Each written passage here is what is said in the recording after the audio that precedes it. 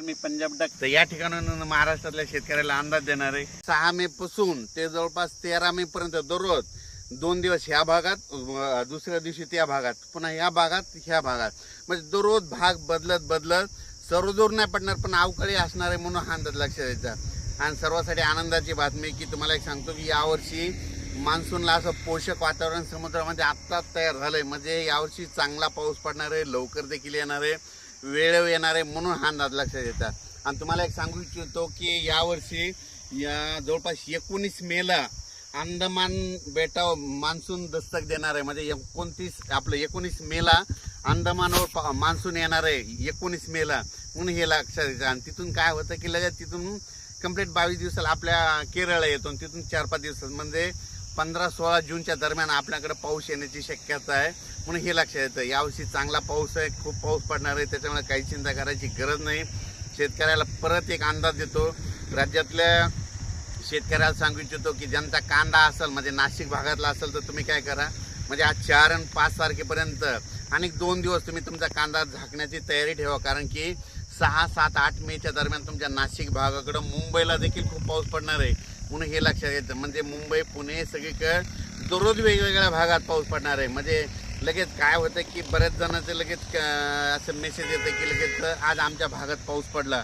तर तुम्हाला सांगतो हे अवकाळी पाऊस सर्वदूर नसतो, फक्त जिकडं पडला तिकडं असतो। फक्त काय होतंय उन्हाळ्यात अवकाळी कशामुळे येतात की काय होतंय उन्हाचा पारा एकदम 45 अंशावर गेला की शेवटी निसर्गालाच काळजी असते की निसर्ग त्याला दाबण्यासाठी लगेच पावसाला पाठवत असतो म्हणून हे लक्षात येतं। देशाची परिस्थिती सांगायची झालं तर गुजरात, मध्य प्रदेश, दिल्ली, त्याच्यानंतर उत्तराखंड या भागाकडं म्हणजे आता ह्या 2-4 दिवसात म्हणजे 6 मे ते 14 मेच्या दरम्यान म्हणजे तिकडल्या राज्यात देखील पाऊस पडणार आहे, त्या राज्यात पडणार आहे म्हणून आपल्या महाराष्ट्रात देखील भाग बदलत पाऊस पडणार आहे म्हणून हे अंदाज लक्षात येतं। या पावसात विजेचं प्रमाण जास्त असल्यामुळे माझी शेतकऱ्याला विनंती आहे की आपली जनावरं झाडाखाली बांधू नका आणि तुम्ही या अवकाळी पावसामध्ये काय करा की विजा कडकडत असताना झाडाखाली थांबू नका, विजा कडकडायला लागलं की लगेच घर जवळ करायचं म्हणून हे लक्षात येतं। पण राज्यामध्ये 6 मे ते 14 मेच्या दरम्यान दररोज 2-2 दिवस समजा आज उत्तर महाराष्ट्राकडे आज बघा आज नंदुरबारकडे मुक्काम राहील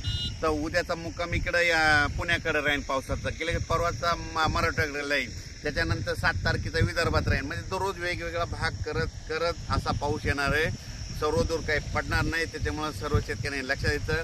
मुंबईकरांना दिलासादायक एक बातमी, मुंबईला देखील तुम्हाला गरमीपासून सुटका मिळणार आहे, तुम्हाला पावसात भिजायला भेटणार आहे। असं तसं नाही, चांगलं 2-4 दिवस पावसात भिजायला भेटणार आहे म्हणून हे लक्षात येतं। कोकणात देखील पाऊस येणार आहे म्हणून कोकणातल्या आंबेवाल्याने तुम्ही तुमच्या आंब्याची काळजी घ्या म्हणून हे देखील सांगतो।